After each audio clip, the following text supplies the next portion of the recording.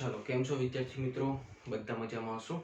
આપણે લાસ્ટ લેક્ચરમાં વાત કરી હતી કે જે મોલ સંકલ્પના છે એને આપણે 3 ભાગમાં વહેંચી અને પછી ડિટેલમાં ભણવાના છીએ. તો એના 3 ભાગ કયા કયા હતા? તો સૌથી પહેલો ભાગ હતો સંખ્યાના આધારે, બીજો ભાગ હતો જથ્થા અથવા તો દળના આધારે અને ત્રીજો ભાગ હતો કદના આધારે. તો એમાં પહેલો ભાગ આપણે જોઈએ છે સંખ્યાના આધારે મોલ. બરાબર છે? તો અહીંયા ધ્યાન રાખજો.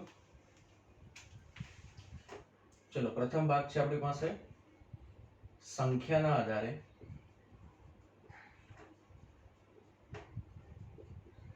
મોલ. તો જે અહીંયા સંખ્યાના આધારે મોલ દર્શાવેલ છે એક સંખ્યાની ગણતરી કરવાના આધારે દર્શાવેલ છે. તો ગણતરી કઈ રીતે દર્શાવવાની છે? તો એના માટે આપણે સૌથી બેઝિક, બરાબર છે, કે જે આપણે ડે ટુ ડે લાઈફમાં રેગ્યુલર જીવનમાં આપણે ઉપયોગ કરતા હોય એવું કોઈક ઉદાહરણ લઈ અને પછી મોલ ઉપર જઈએ. બરાબર છે? તો સૌપ્રથમ ધારો કે આપણે કોઈ જગ્યાએ કેળા ખરીદવા છે. બરાબર છે? તો કેળા તો આપણે વજન કરીને નથી લેતા. આપણે શું કહીએ છીએ કે ડઝન કેળા આપો. બરાબર છે? તો ત્યાં સંખ્યા દર્શાવે 1 ડઝન. તો ડઝન એટલે શું થશે? 12 નંગ. બરાબર છે? 12 સંખ્યા દર્શાવે. તો આપણે અહીંયા સૌપ્રથમ તો એને રેફરન્સ ગણીને ચાલી આગળ. ધારો કે એવું લઈએ છીએ આપણે કે 1 ડઝન. તો 1 ડઝન બરાબર શું થશે? તો 12 નંગ અથવા તો 12 સંખ્યા. 12 સંખ્યામાં એ કેળા આપે છે. બરાબર છે? એવી જ રીતે કોઈ પણ તમને ભાવતું કોઈ બી ફ્રૂટ લઈ શકો છો. ચલો, 1 ડઝન બરાબર શું કીધું છે કે 12 સંખ્યા. ધારો કે આ જે 12 સંખ્યા છે તો 1 ડઝન થયું. એવી જ રીતે હું ધારો કે એમ કહું કે 24 સંખ્યા. 24 સંખ્યા. તો 24 સંખ્યા બરાબર કેટલા ડઝન થશે? તો આપણે રેગ્યુલરલી આમ મોઢે તો ગણતરી કરી શકીએ કે 12 સંખ્યા બરાબર 1 ડઝન થાય તો 24 સંખ્યા બરાબર 2 ડઝન થશે. પણ હકીકતમાં ત્યાં કર્યું શું આપણે? તો આ જે 1 ડઝન બરાબર 12 સંખ્યા ગણેલી છે એને આપણે રેફરન્સ લઈ લીધું. આના આધારે જ આનો જવાબ આવે છે. બરાબર છે? કઈ રીતે? તો આપણે કહી દઈએ અહીંયા ડઝન બરાબર અહીંયા કેટલા આવશે? તો ડઝન બરાબર શું કરીએ છીએ? તો જે આપણે સંખ્યા આપેલી છે 24 એના છેદમાં આપણો જે રેફરન્સ છે એને ભાગાકારમાં મૂકી દઈએ. તો 24 ના છેદમાં 12 એટલે કેટલો જવાબ આવી જશે? 2. એટલે કહી શકો કે 24 સંખ્યા એટલે કેટલા ડઝન આવશે? તો 2 ડઝન. આવી જ રીતે આપણે ઉત્તરાયણની અંદર જોવા જઈએ તો પતંગ આપણે પરચેસ કરવા જઈએ છીએ, પતંગ લેવા જઈએ છીએ, તો ત્યાં શું કહીએ છીએ? 1 કોડી પતંગ આપો. આપણે ગણી શકીએ છીએ 1 કોડી એટલે કેટલા થશે? તો કહી શકીએ કે 20 નંગ. તો 20 સંખ્યા. ધારો કે એનું પણ એક્ઝામ્પલ લઈ લઈએ. ચલો, આપણે અહીંયા દર્શાવીએ કે 1 કોડી. ચલો, એટલે કેટલા થશે? 20 સંખ્યા. ધારો કે મારે 60 પતંગ લેવા છે તો 60 સંખ્યા થઈ. 60 સંખ્યા થઈ તો એ કોડીમાં કેટલા આવશે? તો આપણે શું કરીએ છીએ? તો જે સંખ્યા છે, બરાબર છે, કોડીમાં જવાબ જોઈતો હોય તો જે સંખ્યા છે એ સંખ્યાને રેફરન્સ નંબર જે છે, રેફરન્સ જે સંખ્યા છે એના વડે ભાગાકાર કરી દઈએ. તો કેટલા આવી જશે? અહીંયા 3 કોડી. બરાબર છે? આપણે દર્શાવેલું છે અહીંયા. ચલો, કેટલા કોડી આવે છે? 3 કોડી. તો આપણે અહીંયા પણ શું કર્યું? તો આપણે જે આ રેફરન્સ છે એ રેફરન્સનો ઉપયોગ કર્યો. કયો? તો ભાઈ 1 કોડી બરાબર 20 સંખ્યા. બરાબર છે? તો આ સંખ્યા ગણવા માટે જેમ કોડી છે, ડઝન છે, બરાબર છે, તો એ કોઈ એસા એકમ કે એમાં નથી દર્શાવાતા. પણ હા, આપણે જે જીવન જરૂરિયાત વસ્તુઓ છે ને ઈઝી બનાવવા માટે આપણે ઉપયોગ કરીએ છીએ. ડઝન છે, કોડી છે. બરાબર? તો એવી જ રીતે મોલ પણ શેના માટે વપરાય છે? તો ખાસ સમજજો. અહીંયા જે 12 સંખ્યા હતી, ધારો કે ડઝન કેળાની વાત કરી હતી તો 12 કેળા હતા. તો આપણે ગણી શકીએ કે હા ચલો આ રીતે થાય છે 1 2 3 4 એમ કરીને 12. એવી રીતે અહીંયા 20, 1 કોડી એટલે 20 પતંગ હતા તો આપણે ગણી શકીએ કે હા ભાઈ ચલો 20 પતંગ છે. પણ ધારો કે હું એમ કહી દઉં કે ચલો આ કોપરનો ટુકડો છે, આની અંદર કેટલા ઇલેક્ટ્રોન, પ્રોટોન, ન્યુટ્રોન, બરાબર છે, અથવા તો એમાં કેટલા પરમાણુઓ રહેલા છે એની ગણતરી કરવી હોય તો આપણે એ તો ગણી શકતા નથી.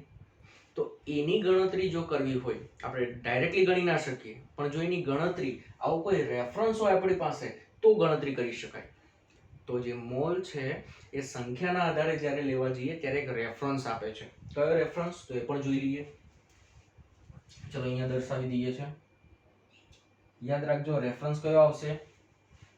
તો 1 મોલ બરાબર 6.022 ગુણ્યા 10⁻23 સંખ્યા. બરાબર છે. જેવી રીતે 1 ડઝન બરાબર 12 સંખ્યા હતી, 1 કોડી બરાબર 20 સંખ્યા હતી, એવી જ રીતે આપણી પાસે અહીંયા રેફરન્સ છે 1 મોલ બરાબર 6.022 ગુણ્યા 10⁻23 સંખ્યા. આ એક સંખ્યા દર્શાવે છે. અને આ જે સંખ્યા છે, જે નંબર દર્શાવેલો છે અહીંયા, એ નંબરને શું કહી શકો? એવોગેડ્રો આંક. એવોગેડ્રો આંક. અને એની સંજ્ઞા શું છે? તો સંજ્ઞા યાદ રાખવાની છે. સંજ્ઞા એની રહેશે Na. સંજ્ઞા શું રહેશે? Na. A એટલે એવોગેડ્રો, n એટલે નંબર, નંબર એટલે આંક થઈ ગયો ને. તો એવોગેડ્રો નંબર એટલે કે એવોગેડ્રો આંક સંખ્યા કેટલી રહેશે? 6.022 ગુણ્યા 10⁻23. એટલે કે 1 મોલની અંદર કેટલી સંખ્યા હોય? તો 6.022 ગુણ્યા 10⁻23 જેટલી સંખ્યા હોય. તો આપણે તો અહીંયા શું દર્શાવ્યું કે એક રેફરન્સ દર્શાવ્યું. હવે આનો ઉપયોગ કઈ રીતે કરી શકો? તો આનો ઉપયોગ કરવા માટે આપણે અહીંયા લઈ લઈએ છે. ચલો સૌથી પહેલા તો એનું એક સૂત્ર બનાવી દઈએ એટલે વધારે આઈડિયા આવે. સૂત્રમાં શું થશે? જો ધારો કે ડઝન શોધવા હતા તો શું કર્યું? સંખ્યા ના છેદમાં રેફરન્સ. અહીંયા શું હતું? કોડી શોધવાના હતા તો સંખ્યા એના છેદમાં રેફરન્સ. તો આપણી પાસે અહીંયા રેફરન્સ શું છે? એવોગેડ્રો આંક. બરાબર છે. તો ધારો કે મારે મોલ ગણવા હોય, મોલ ગણવા હોય કોઈ પણ પદાર્થના, તો સૂત્ર શું થશે? તો ભાઈ પદાર્થની સંખ્યા, પદાર્થની સંખ્યા જે તમને આપેલી છે એના છેદમાં એવોગેડ્રો આંક. સૂત્ર શું બન્યું આપણી પાસે? મોલ બરાબર પદાર્થની સંખ્યાના છેદમાં એવોગેડ્રો આંક. અહીંયા પણ આપણે એ જ કર્યું હતું ને. આ તમને સંખ્યા આપેલી છે એના છેદમાં જે રેફરન્સ હતો એ આપણે ભાગાકારમાં મૂકી દીધો એટલે આપણે ડઝન મળી જાય. તેવી જ રીતે મારે મોલ જોઈતા હોય, મેન મોલ જોઈતા હોય તો શું કરીએ છીએ? પદાર્થની સંખ્યા ઉપર મૂકી દઈએ, એના છેદમાં એવોગેડ્રો આંક કરી દઉં તો મને મોલ મળી જશે. કઈ રીતે આનો ઉપયોગ થાય છે તો એ પણ આપણે જોવાના જ છીએ. પણ આની અંદર થોડું હજુ વધારે ડિટેલમાં જાણી લઈએ. ધારો કે પદાર્થની સંખ્યા તમારે શોધવી હોય, પદાર્થની સંખ્યા શોધવી હોય તો પદાર્થની સંખ્યા માટેનું સૂત્ર શું થાય? તો એને જે અહીંયા ભાગાકારમાં છે સામે જાય તો ગુણાકારમાં. તો મોલ ગુણાકારમાં એવોગેડ્રો આંક. બરાબર છે. તો હું અહીંયા જનરલી એવું લખી દઉં કે સંખ્યા કેટલી આવશે? પદાર્થની સંખ્યા કેટલી આવશે? તો જો મોલની સંજ્ઞા આપણે ઓલરેડી સાંદ્રતાના એકમોની અંદર જોઈ હતી, તો મોલની સંજ્ઞા શું આવશે? સ્મોલ n ગુણાકારમાં Na એટલે કે એવોગેડ્રો આંક. તો અહીંયા આપણે પદાર્થની સંખ્યા શોધવી હોય તો પદાર્થની સંખ્યા શોધવા માટેનું સૂત્ર કયું બને છે? તો મોલ ગુણાકારમાં એવોગેડ્રો આંક. તો આ બંને સૂત્રો તમારે ખાસ ધ્યાન રાખવાના છે. બરાબર છે. એનો ઉપયોગ કરીને આપણે કોઈ ઉદાહરણ પણ લઈ લઈએ કે જેનાથી વધારે આઈડિયા આવે કે આ સૂત્રનો ઉપયોગ કઈ રીતે કરવાનો છે. આ પહેલું અને આ બીજું સૂત્ર, બંનેનો ઉપયોગ કરીએ આપણે ઉદાહરણની અંદર. બરાબર છે. તો એની પહેલા તો આપણે એ જોઈએ કે અહીંયા પદાર્થ એટલે શું છે. તો પદાર્થ એટલે શું કહી શકાય? તો યાદ રાખો પદાર્થ એટલે કોઈ પણ વસ્તુ લઈ શકો છો, જેમ કે અણુઓ, પરમાણુઓ, બરાબર છે, આયનો, પછી ઇલેક્ટ્રોન, પ્રોટોન, ન્યુટ્રોન વગેરે તમે અહીંયા લઈ શકો છો. બરાબર છે. તો જો હું આવું કહી શકું કે અણુઓની સંખ્યાનું સૂત્ર શું થાય? તો મોલ ગુણાકારમાં એવોગેડ્રો આંક. પરમાણુઓની સંખ્યા બરાબર સૂત્ર શું થાય? તો મોલ ગુણાકારમાં એવોગેડ્રો આંક. પછી આયનોની સંખ્યા બરાબર સૂત્ર શું થાય? તો મોલ ગુણાકારમાં એવોગેડ્રો આંક. ઇલેક્ટ્રોન પ્રોટોન ન્યુટ્રોનની સંખ્યા શું થાય તો મોલ ગુણાકારમાં એવોગેડ્રો આંક. તો આ રીતે આપણે જનરલી કોઈ પણ ગણતરી કરવી હોય એકદમ સૂક્ષ્મ છે જે આપણે જોઈ શકતા નથી એની પણ ગણતરી કરવી હોય તો આના દ્વારા સૂત્ર દ્વારા ગણતરી થઈ શકે. તો આવું કંઈક ઉદાહરણ લઈએ જેનાથી વધારે આઈડિયા આવે. જેમ કે હું અહીંયા ઉદાહરણ તરીકે લઉં છું. ચલો અહીંયા ઉદાહરણ લઈએ છે કે રસાયણ વિજ્ઞાનમાં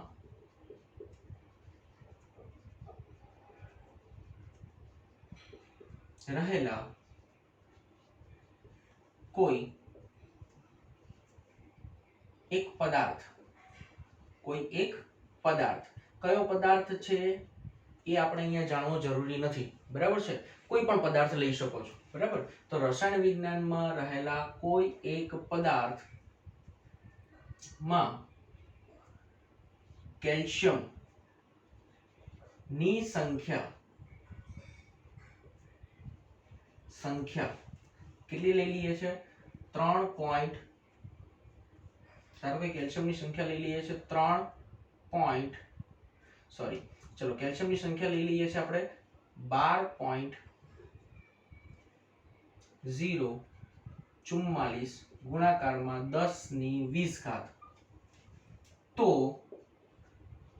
તેના મોલ શોધો. n એટલે કે તેના મોલ શોધો. ચલો આની ગણતરી કરવાની છે. કોઈ પદાર્થ આપેલો છે, એ પદાર્થમાં કેલ્શિયમની સંખ્યા કેટલી આપેલી છે 12.044 ગુણ્યા 10⁻22 તો તેના મોલ n એટલે કે મોલ ની સંખ્યા ગણો. તો મોલની સંખ્યા મોલ અહીંયા ગણવાનો છે. મોલ કેટલા થાય છે ગણવાના છે. તો ધ્યાન રાખજો, મોલ ગણવા હોય તો સૂત્ર શું છે પદાર્થની સંખ્યાના છેદમાં એવોગેડ્રો આંક. તો આપણે મોલ કેટલા મળશે તો અહીંયા ગણતરી મૂકીએ. મોલ બરાબર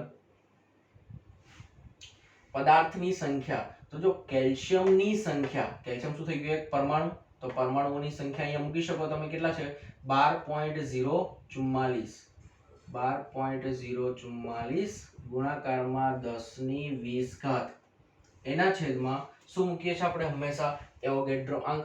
તો એવોગેડ્રો આંકની કિંમત કેટલી છે 6.022 ગુણ્યા 10⁻23 તો 6.022 ગુણ્યા 10⁻23 તો અરાઉન્ડ આ જવાબ કેટલો આવશે 6 દુ 12 એટલે 2 ગુણાકારમાં 10⁻³ જો 23 છે ઉપર જાય તો -23 થશે, તો 20 - 23 એટલે -3.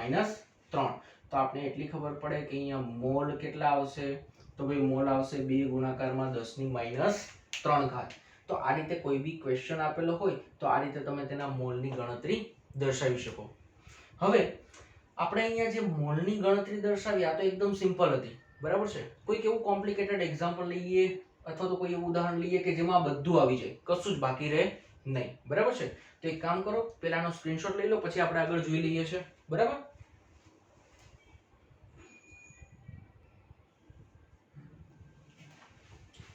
ચલો તો હવે આપણી પાસે અહીંયા એક એવો પ્રશ્ન છે કે જેની અંદર તમામ બધા જ અંદર ગણતરી આવી જાય છે. જેમ કે પ્રશ્ન આવો છે કે કોઈ રાસાયણિક પદાર્થમાં કેલ્શિયમ +2 ના 0.5 મોલ હોય. ખાસ યાદ રાખજો શું કીધું છે કેટલા છે 0.5 મોલ હોય તો તેમાં રહેલા કેલ્શિયમ +2 ની સંખ્યા કઈ કઈ વસ્તુ ગણવાની છે જોજો. કેલ્શિયમ +2 ની સંખ્યા, ઇલેક્ટ્રોન, પ્રોટોન, ન્યુટ્રોનની સંખ્યા તેમજ કુલ વીજભારની ગણતરી કરો. ચલો અહીંયા વીજભાર પણ આવી જશે, બરાબર છે. તો કેટલી વસ્તુ શોધવાની છે? એક તો કેલ્શિયમની સંખ્યા, કેલ્શિયમ +2 ની સંખ્યા, બીજું ઇલેક્ટ્રોન, ત્રીજું પ્રોટોન, ચોથું ન્યુટ્રોન અને પાંચમું કુલ વીજભારની ગણતરી કરવાની છે. તો આ તમામ વસ્તુ તમે ખાલી આ 0.5 મોલ જે આપેલા છે ને એના ઉપરથી જ ગણતરી કરી શકો, બરાબર. પણ આ ગણતરી કરવા માટે થોડીક બેઝિક બીજી માહિતી પણ યાદ રાખો. કઈ માહિતી?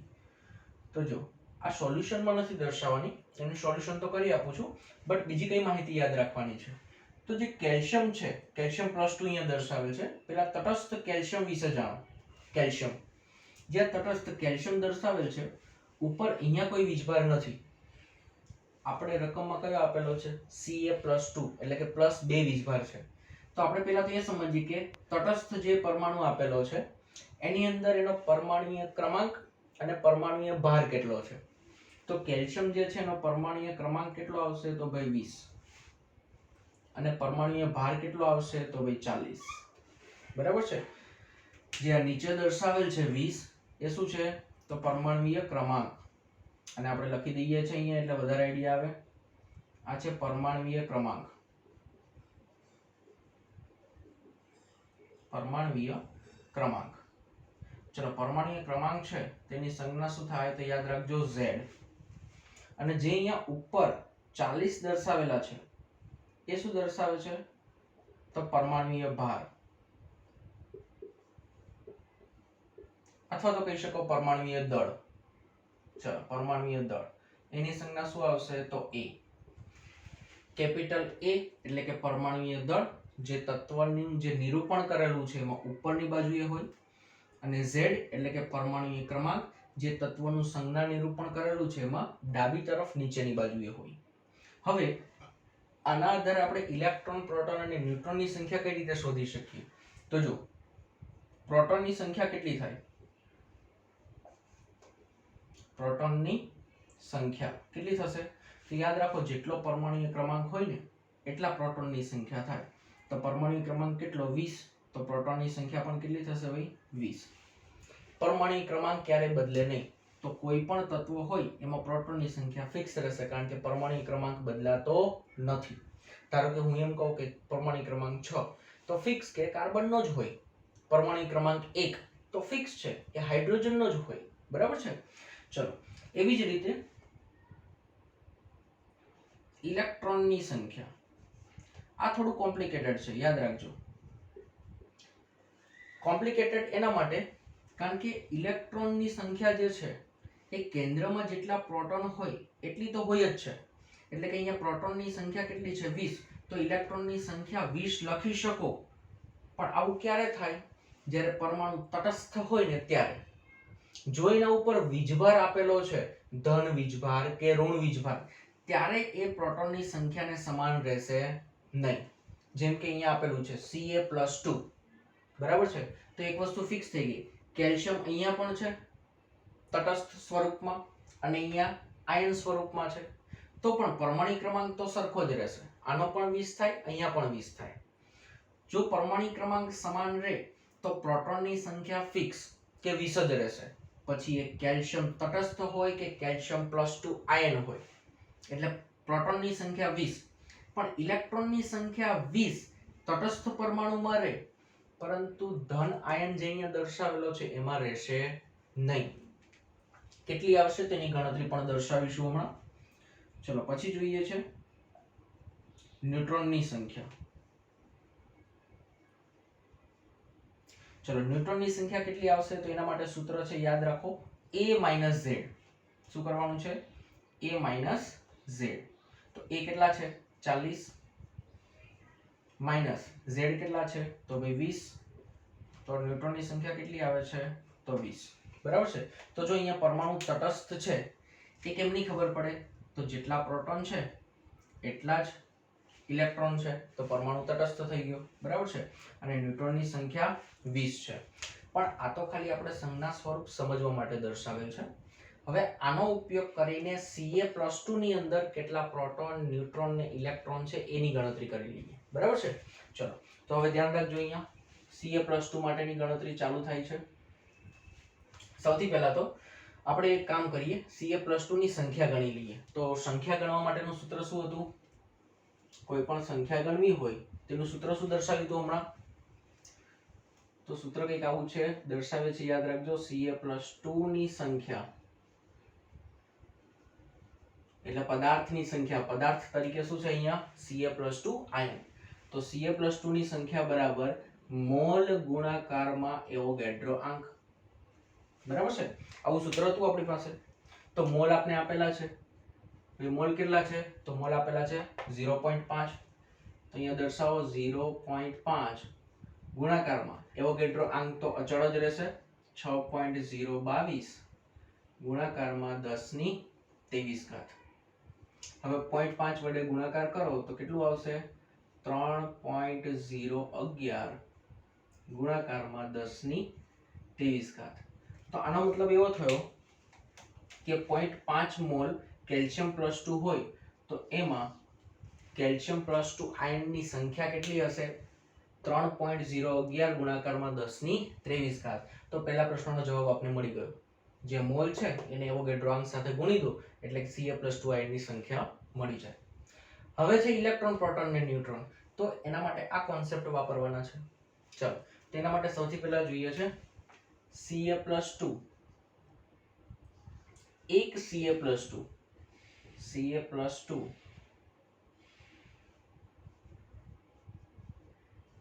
માં રહેલ ઇલેક્ટ્રોન, પ્રોટોન અને ન્યુટ્રોન. ચલો, આપણે અત્યારે કોની ગણતરી કરવાની છે? પહેલા એક જ કેલ્શિયમ +2 આપેલો હોય ત્યારે ઇલેક્ટ્રોન, પ્રોટોન અને ન્યુટ્રોન કેટલા રહેશે? જે જવાબ આવે એને આ સંખ્યા વડે ગુણાકાર કરી દઈએ, કારણ કે ટોટલ Ca+2 કેટલા છે આપણી પાસે? 3.011 ગુણાકારમાં 10⁻23. તો આપણે પહેલા એક માટે ગણતરી કરીએ, પછી આ બધા માટે ગણતરી કરીશું. તો સૌથી પહેલા એક માટે ગણતરી દર્શાવો. ચલો, એક જ કેલ્શિયમ +2 છે તો કેલ્શિયમ +2 દર્શાવેલા છે તો પહેલા તો હું આ રીતે દર્શાવી દઉં. કેલ્શિયમ પરમાણુ ક્રમાંક તો એનો ફિક્સ રહેશે. કેટલો રહેશે? તો જો મેં અહીંયા કીધું હતું કેલ્શિયમ હોય કે કેલ્શિયમ +2 આયન હોય, પરમાણુ ક્રમાંક તો કેટલો રહેશે? 20. પરમાણુય ભાર પણ રહેશે ફિક્સ 40. પણ ફરક એટલો જ છે કે અહીંયા તટસ્થ છે અને અહીંયા +2 વીજભાર છે. આટલો ફરક છે. બરાબર છે? તો ચલો, પરમાણુ ક્રમાંક અહીંયા નીચેની સંખ્યા દર્શાવતી હતી Z. તો જેટલો પરમાણુ ક્રમાંક હોય એટલા પ્રોટોનની સંખ્યા હોય. તો અહીંયા પણ એ ફિક્સ રહેશે. પ્રોટોનની સંખ્યા કેટલી થઈ જશે? પ્રોટોનની સંખ્યા તો ભાઈ પ્રોટોનની સંખ્યા થશે પરમાણુ ક્રમાંકને સમાન તો 20. બરાબર છે? આ એક જ કેલ્શિયમ +2 ની વાત થાય છે, સમજજો. ચલો, પછી ઇલેક્ટ્રોનની સંખ્યા. તો ઇલેક્ટ્રોનની સંખ્યામાં શું કરવાનું છે? હવે સમજવા લાયક વસ્તુ છે. ચલો, મેં કીધું હતું કે તટસ્થ હોય, તટસ્થ તમારી પાસે તત્વ હોય અહીંયા, બરાબર છે? અહીંયા પરમાણુ આપેલું છે કેલ્શિયમ તટસ્થ છે તો જેટલા પ્રોટોન હોય એટલા જ ઇલેક્ટ્રોન આવે. પણ એના ઉપર વીજભાર હોય ત્યારે બદલાઈ જાય. તો અહીંયા વીજભાર કયો છે? +2 વીજભાર છે. જો +2 વીજભાર હોય તો કહી શકો કે +2 ક્યારે થયો હશે? તો જો કેલ્શિયમ +2 માં ક્યારે રૂપાંતર થયો હોય?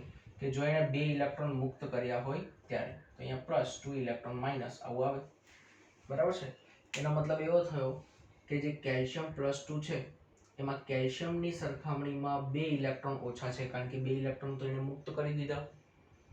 તો અહીંયા તમારી પાસે ઇલેક્ટ્રોનની સંખ્યા કેટલી હતી? 20. તો કેલ્શિયમ +2 માં કેટલા આવવા જોઈએ? 2 ઇલેક્ટ્રોન મુક્ત કરી દીધા તો ઓબ્વિયસલી 18. તો અહીંયા દર્શાવી દઈએ કેટલા આવશે? 18. તો યાદ રાખવાનું છે પ્રોટોનની જે સંખ્યા છે જો ઉપર ધન વીજભાર આપ્યો હોય તો પ્રોટોનની સંખ્યામાંથી એટલા બાદ કરી દો તો ઇલેક્ટ્રોનની સંખ્યા મળી જાય. પણ જો ઉપર ઋણ વીજભાર હોય તો પ્રોટોનની સંખ્યા જે હોય એમાં એટલા ઉમેરી દો. ઋણ વીજભાર હોય તો એટલા ઉમેરવાના તો ઇલેક્ટ્રોનની સંખ્યા મળી જાય. બરાબર છે? તો અહીંયા તો આપણે ધન વીજભાર છે તો શું કરીશું? પ્રોટોનની જે સંખ્યા છે એમાંથી એટલા બાદ કરી દઈએ. કેમ બાદ કરીએ છીએ? કારણ કે એ તો મુક્ત થઈ જાય છે, બહાર નીકળી જાય છે. બરાબર? તો 20 હતા એમાંથી 2 ઇલેક્ટ્રોન બહાર નીકળી જાય તો Ca+2 બનાવે. તો ઇલેક્ટ્રોન કેટલા રહેવા જોઈએ Ca+2 માં? 18. હવે જોઈએ ન્યુટ્રોનની સંખ્યા. તો ન્યુટ્રોનની સંખ્યા માટે ચલો, ન્યુટ્રોનની સંખ્યા કેટલી આવશે? તો ન્યુટ્રોનની સંખ્યા માટે સૂત્ર શું હતું? A - Z. તો અહીંયા પણ A અને Z તો સરખા જ છે ને, 40 અને 20. અહીંયા પણ હતા 40 અને 20. તો ન્યુટ્રોનની સંખ્યા પણ સરખી જ આવશે. કેટલી? તો 20. બરાબર છે? તો આ કોની વાત કરી આપણે? એક જ કેલ્શિયમ +2 ની વાત કરી. આપણી પાસે તો કેટલા કેલ્શિયમ +2 છે? 3.011 ગુણ્યા 10⁻23. તો એકમાં 20 હોય, એક કેલ્શિયમ +2 માં 20 પ્રોટોન હોય તો 3.011 ગુણ્યા 10⁻23 માં કેટલા હોય? તો એ કરવા માટે શું કરવાનું? આને ગુણાકારમાં 3.011 ગુણ્યા 10⁻23 કરી દેવાના. તો ચલો એના માટે ગણતરી દર્શાવી દઈએ અહીંયા. તો એના માટે પ્રોટોન કેટલા થશે? તો 20 ગુણાકારમાં 3.011 ગુણાકારમાં 10⁻23. એવી જ રીતે ઇલેક્ટ્રોન કેટલા થશે? તો ઇલેક્ટ્રોન જો કેટલા છે? એકમાં 18 છે તો 3.011 ગુણાકારમાં 10 ની 23 ઘાતમાં કેટલા થશે? તો બંનેનો ગુણાકાર કરજો. પછી ન્યુટ્રોનની સંખ્યા. ન્યુટ્રોનની સંખ્યા માટે શું કરવાનું? તો એકમાં કેટલા છે? 20. તો આપણી પાસે એવા કેટલા છે? 3.011 ગુણાકારમાં 10 ની 23 ઘાત. બરાબર છે? તો અહીંયા બંને ત્રણ ની અંદર બંને જે પદો આપેલા છે એનો ગુણાકાર કરશો તો અહીંયા કઈ પ્રોટોનની સંખ્યા, અહીંયા ઇલેક્ટ્રોનની સંખ્યા અને અહીંયા ન્યુટ્રોનની સંખ્યા મળશે. તો આપણે જો કેટલી વસ્તુ શોધી લીધી? કેલ્શિયમ +2 ની સંખ્યા, ઇલેક્ટ્રોન, પ્રોટોન અને ન્યુટ્રોનની સંખ્યા. હજુ એક વસ્તુ બાકી, કુલ વીજભાર. ચલો વીજભારની ગણતરી કઈ રીતે થશે? તો વીજભારની ગણતરી દર્શાવવા માટે આપણે તો પહેલા એ સમજવું પડે કે Ca+2 પર કયો વીજભાર રહેલો છે. તો જો Ca+2 તો કયો વીજભાર છે? બધાને આપણે દેખાય જ છે +2, 2 ધન વીજભાર રહેલો છે. બરાબર? તો અહીંયા જે 2 ધન વીજભાર રહેલો છે એનું મૂલ્ય કેટલું હોય? તો યાદ રાખો, ઋણ વીજભાર હોય કે ધન વીજભાર હોય, એટલે કે ઇલેક્ટ્રોનની વાત થતી હોય કે પ્રોટોનની વાત થતી હોય, વીજભારની જ્યારે વાત આવે, બરાબર છે, ત્યારે એનું મૂલ્ય ફિક્સ હોય કે કેટલું રહેશે? તો 1.6 × 10⁻19 કુલમ. બરાબર છે? અહીંયા રેફરન્સ તરીકે લખી દઉં. એક ઇલેક્ટ્રોન હોય તો એનો વીજભાર કેટલો થાય? તો 1.6 × 10⁻19 કુલમ. આટલું થાય. પણ એક ઇલેક્ટ્રોન હોય તો, ધારો કે પ્રોટોન હોય તો એ પ્લસમાં જતું રહે, બીજો કોઈ વધારે ફરક નહીં પડે. આ ઋણમાં આવશે કિંમત અને આ પ્લસમાં આવશે, એટલો ખાલી તફાવત છે. તો ચલો આપણી પાસે કેટલા છે? +2. તો કહી શકો 2 આપણી પાસે છે, એક કેલ્શિયમની અંદર 2 છે, ગુણાકારમાં કેટલું થઈ જાય? એક માટે 1.6 × 10⁻19, તો 2 માટે તો 2 ગુણાકારમાં 1.6 × 10⁻19 આટલું થાય. પણ આ બંનેનો જે જવાબ કરો એટલે 16 દુ 32, એટલે અરાઉન્ડ આપણે અહીંયા લખી દઈએ 3.2 ગુણાકારમાં 10⁻19 ઘાત કુલમ. આટલો જવાબ કોનો આવશે? તો એક કેલ્શિયમ +2 માં આટલો વીજભાર રહેલો હોય, 3.2 ગુણાકારમાં 10⁻19 ઘાત કુલમ. તો હવે આના જેવું પદ વાપરો. એક કેલ્શિયમ +2 માં 3.2 ગુણાકારમાં 10⁻19 ઘાત કુલમ જેટલો વીજભાર રહેલો હોય તો કુલ આટલા પરમાણુમાં કેટલો વીજભાર રહેશે? તો એ કરવા માટે શું કરવાનું? આ બંનેનો ગુણાકાર કરી દો. આપણે અહીંયા દર્શાવી દઈએ. કુલ વીજભાર કેટલો આવશે? તો કુલ વીજભાર બરાબર 3.2 ગુણાકારમાં 10⁻19 ઘાત ગુણાકારમાં આ પરમાણુની સંખ્યા વડે ગુણી દો 3.011 ગુણાકારમાં 10⁻23 ઘાત. બરાબર છે? વીજભાર ફરી એકવાર કેલ્શિયમ +2 દર્શાવેલા છે, તો ઉપર કેટલો ભાર આવે છે? અહીંયા +2. તો કહી શકો કે એક જો ઇલેક્ટ્રોન હોય અથવા તો એક પ્રોટોન હોય તો એનો વીજભાર કેટલો થાય? તો 1.6 × 10⁻19. તો આપણી પાસે 2 છે એવા, તો 2 નો કેટલો થાય? તો 2 ગુણાકારમાં 1.6 × 10⁻19. તો કેટલો જવાબ આવે? 3.2 ગુણાકારમાં 10⁻19 ઘાત. પણ આ તો ખાલી એક જ કેલ્શિયમ +2 માટે આવે છે. આપણી પાસે કેટલા છે? 3.011 × 10⁻23 ઘાત જેટલા છે. તો શું કરવાનું? આ સંખ્યાને આ સંખ્યા સાથે ગુણાકાર કરી દો એટલે ફાઇનલ તમને અહીંયા કંઈક જવાબ મળશે. બરાબર છે? એ જે ફાઇનલ જવાબ મળે એ શું છે? આપણો કુલ વીજભાર. કમ્પ્લીટ છે? તો અહીંયા સુધી તૈયાર કરીને રાખજો. નેક્સ્ટ વિડિયો લેક્ચરમાં બીજી મેથડ આપણે એપ્લાય કરીશું. બરાબર છે? Thank you.